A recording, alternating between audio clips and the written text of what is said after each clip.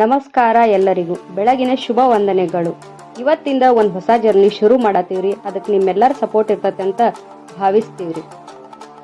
ನಮ್ಮ ದಿನ ಶುರು ಆಗೋದ ಬೆಳಗ್ಗೆ 5 ಗಂಟೆಗೆ ನೋಡ್ರಿ. ಬೆಳಿಗ್ಗೆ ಎದ್ದ ಕಸ ಹೊಡೆದ ನಾವೀಗ ಗ್ಲಾಸ್ ಕ್ಲೀನ್ ಮಾಡಾಕ ಬಂದೀವಿ ನೋಡ್ರಿ. ಕ್ಲೀನ್ ಮಾಡಿದ್ಮೇಲೆ ಫೈನಲ್ ಲುಕ್ ಹಿಂಗಿತ್ತು ನೋಡ್ರಿ.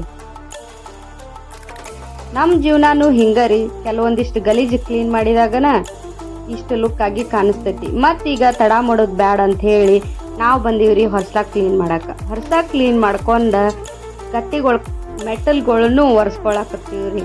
ಮೆಟ್ಲ ಎಲ್ಲ ಒರೆಸ್ಕೊಂಡ ನಾವೀಗ ಹೋಗೋಣಂತ ರಂಗೋಲಿ ಹಾಕಾಕ.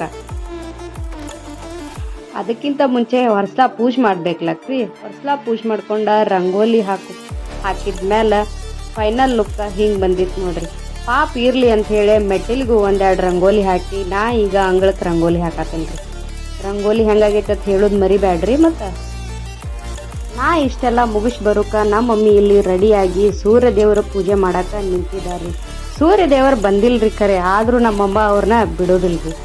ಸೂರ್ಯ ದೇವರ ಪೂಜೆ ಮಾಡ್ಕೊಂಡ ನಮ್ಮ ಮಮ್ಮಿ ಒಂದೆರಡು ಮಂತ್ರ ಹೇಳಿ ಈಗ ಎಕ್ಕಿ ಗಿಡಕ್ಕೆ ಮತ್ತು ತುಳಸಿ ಗಿಡ ಪೂಜೆ ಮಾಡಾಕತ್ತಾರಿ.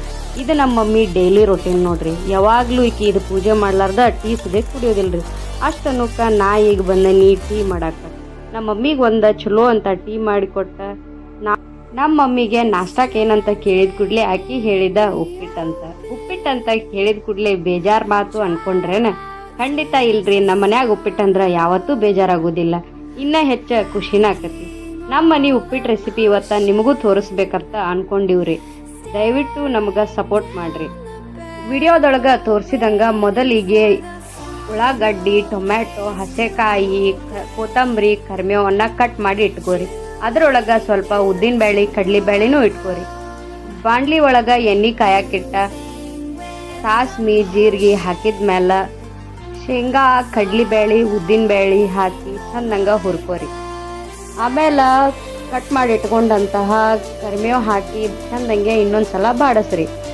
ಅದೊಂದು ಸ್ವಲ್ಪ ಮೆಲ್ಟ್ ಆದ್ಮೇಲೆ ಕಟ್ ಮಾಡಿ ಇಟ್ಕೊಂಡಿರೋಂಥ ಈರುಳ್ಳಿ ಮತ್ತು ಟೊಮೆಟೊ ಹಾಕಿ ಚಂದಂಗೆ ಇನ್ನೊಂದು ಸರಿ ಹುರ್ಕೋರಿ. ಟೊಮೆಟೊ ಅದೆಲ್ಲ ಸಾಫ್ಟ್ ಆಗ್ಬೇಕು ನೋಡ್ರಿ. ಮತ್ತು ಇದನ್ನೆಲ್ಲ ಮಾಡೋದ್ರೊಳಗೆ ಇನ್ನೊಂದು ಪಾತ್ರೆ ಒಳಗೆ ನೀರು ಕಾಯಕ್ಕೆ ಇಟ್ಕೋಬೇಕು ನೋಡ್ರಿ. ಯಾಕಂದ್ರೆ ರೆಡಿಯಾಗಿದ್ದ ಮಸಾಲೆಗೆ ತಣ್ಣೀರು ಹಾಕಿದ್ರೆ ಅದ್ರ ಟೇಸ್ಟ್ ಡಿಫ್ರೆಂಟ್ ಆಕತ್ರಿ. ಅದರ ಸಂಬಂಧ ಬಿಸಿನೀರು ಹಾಕಬೇಕು. ಇಷ್ಟೆಲ್ಲ ಆದಮೇಲೆ ಲಾಸ್ಟಿಗೆ ಒಂದೆರಡು ಸ್ಪೂನ್ನಷ್ಟು ಅರಿಶಿನ ಪುಡಿ ಹಾಕಿ ಇನ್ನೊಂದು ಸರಿ ಚಂದಂಗೆ ಬಾಡಿಸ್ಕೋರಿ. ಆಮೇಲೆ ಸೈಡಿಗೆ ಕುದಿಯಾಕಿಟ್ಟಿರೋಂಥ ನೀರನ್ನು ಇದಕ್ಕೆ ಸೇರಿಸ್ಬೇಕ್ರಿ. ನೀರು ಹಾಕಿದ್ಮೇಲೆ ಅದನ್ನು ಇನ್ನೊಂದು ಸರಿ ಚಂದಂಗೆ ಇನ್ನೊಂದು ಕುದಿಸ್ಕೊಂಡ ಅದಕ್ಕೆ ಬೇಕಾದಷ್ಟು ಉಪ್ಪು ಮತ್ತು ಸಕ್ಕರೆ ಹಾಕಿ ಮೊದಲ ಹುರಿದಿಟ್ಕೊಂಡಿರೋಂಥ ರವೆ ಹಾಕಬೇಕು. ನಾವಿಲ್ಲಿ ತೊಗೊಂಡಿರೋದು ಸದಕಿನ ರವೆ ರೀ. ಸ್ಪೆಷಲಿ ಇದನ್ನು ನಮ್ಮ ಸೈಡ ಸದಕಿನ ಉಪ್ಪಿಟ್ಟು ಅಂತೀವಿ. ಫೈನಲಿ ಉಪ್ಪಿಟ್ಟಾಗ ಈ ಥರ ಬಂದಿತ್ತು ನೋಡ್ರಿ. ದಯವಿಟ್ಟು ನೀವು ಮಾಡ್ಕೊಂಡು ನೋಡ್ರಿ. ಹೆಂಗೆ ಬಂದಿತ್ತಂತ ಕಮೆಂಟ್ನಾಗ ತಿಳಿಸೋದು ಮರಿಬೇಡ್ರಿ. ಇಷ್ಟೆಲ್ಲ ಮಾಡಿ ನಾಷ್ಟ ಮಾಡ್ಕೊಂಡ ಮನ್ಯಾನೆಲ್ಲ ಕೆಲಸ ಮಾಡ್ಕೊಂಡ ಸ್ವಲ್ಪ ರೆಸ್ಟ್ ಮಾಡಿ ಎದ್ದೇಳಕ್ಕೆ ಸಂಜೆ ಹಾಕಿ ಬಿಟ್ಕೊಂಡ್ರಿ.